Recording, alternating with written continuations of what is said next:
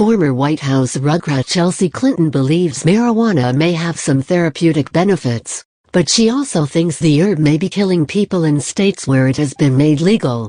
During a recent appearance at Youngstown State University, Clinton, campaigning on behalf of her mother, Democratic presidential candidate Hillary Clinton, told a crowd of students that anecdotally, "We have lots of evidence that cannabis is effective in treating epilepsy and stimulating the appetites of those undergoing chemotherapy treatment."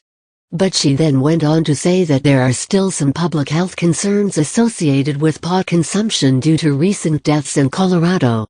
"We also have anecdotal evidence now from Colorado where some of the people who were taking marijuana for those purposes, the coroner believes, after they died, there was drug interactions with other things they were taking," she said.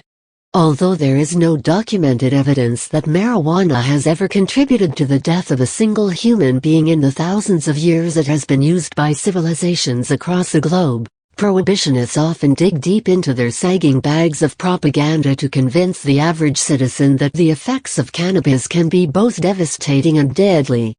But this is the first we have heard of marijuana potentially interacting with other drugs and causing people to suffer their untimely demise. A recent article on InHalemd indicates that while there can be some minor interactions when consuming cannabis in conjunction with other medications and food, there is no evidence to suggest that these types of concoctions can result in death. Cannabis is not known to produce any lethal interactions with other substances, including foods and beverages, the article reads. In fact, as natural and synthetic drugs go, cannabis is exceptionally gentle, with negative effects typically limited to anxiety, dry mouth, increased thirst, and sore throat.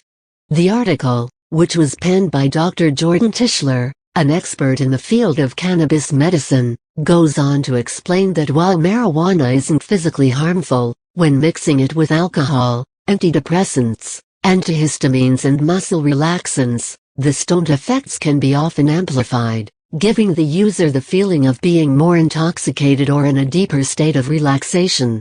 But it does not appear that anyone has died as a direct result of mixing marijuana with other drugs, as Clinton seems to have implied in her speech over the weekend.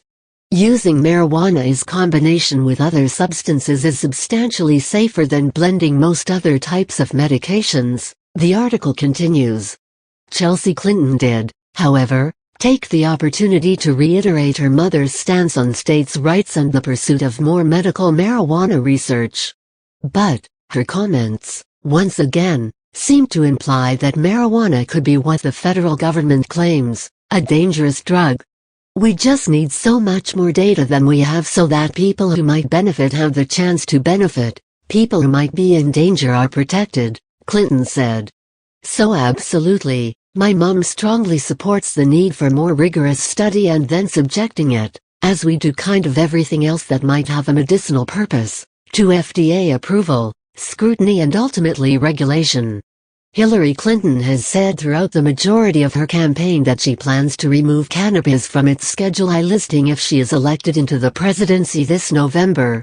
h/ttomangel/marijuana.com. Follow all of High Times news coverage right here.